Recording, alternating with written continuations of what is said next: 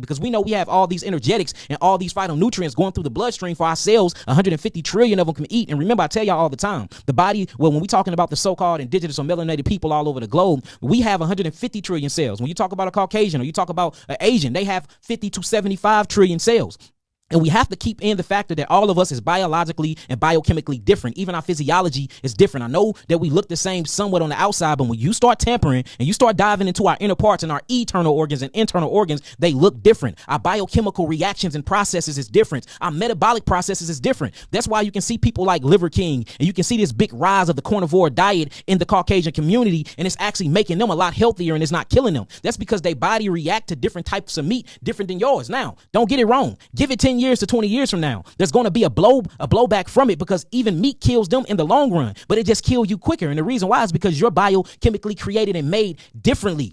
You see that? Even, I mean, when you get down to the bacteria, you get down to the bacteria inside of the vaginal canal of a so-called African-American woman. Then you check the bacteria inside of a Caucasian woman and Asian woman. The so-called black woman, the melanated woman, have more prokaryotic cells inside of her womb. Not only inside of her womb, but she got it all throughout her body. These are single-cell organisms that was here before eukaryotic cells. So when you hear me saying that we are prokaryotes, or we come from prokaryotes or prokaryotic cells, I'm not just making that shit up. This is scientific documents and data that you can look up to prove these things. And then we metamorph or pleomorphize through life, through the mitochondria, which is what we're going to be talking about today. And now the mitochondria have developed what you would call these eukaryotes or eukaryotic cells and respiratory chains, for it can figure out a more efficient way to burn energy. Everything is about burning energy. So that's why I talk about Henrietta Lacks a lot and talk about her prokaryotic cells and her eukaryotes and how her prokaryotic cells are still alive till this very day. And she been dead for over 50 years. So there is a biological difference between whites, so-called whites. I hate that word because it's the color of a crown. Blacks, I hate that word because that's the color of a crown. And Mongolians and Asians, there's a difference. But you're going to start seeing that they cells kind of functioning the same. So we're going to get to it, y'all. Y'all ready to get this started? Type in some nines, man. We finna get straight to it, y'all. I'm telling you. Let's dive deep in this and let's talk about what's killing everybody. And it's the good thing about the so-called indigenous melanated person. Our bodies are blueprint, especially the so-called Negro, the so-called black, the melanated woman. Her body is the true blueprint to all living things. If you put aside religion, put aside what you've been programmed to think, and let's deal with the pure science here, the pure facts that we finna bring up.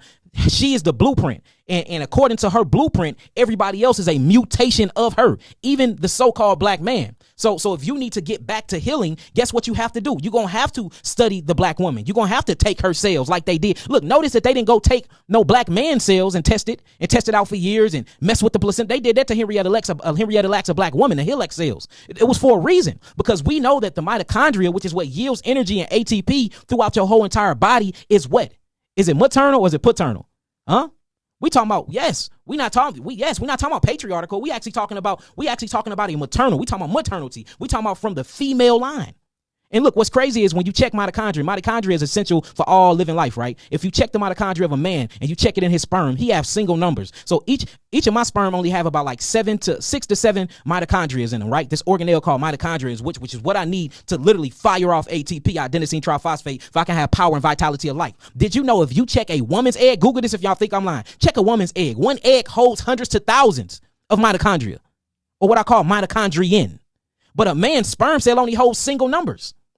So we got to really start talking about this stuff here, y'all, because it's very, very fascinating. Once you start talking about that, then you start getting into who they rather study. They rather study the black woman. They don't really care about studying the black man, because they know by science that the black man is truly a mutation with unworking parts of a black woman. Nipples don't work.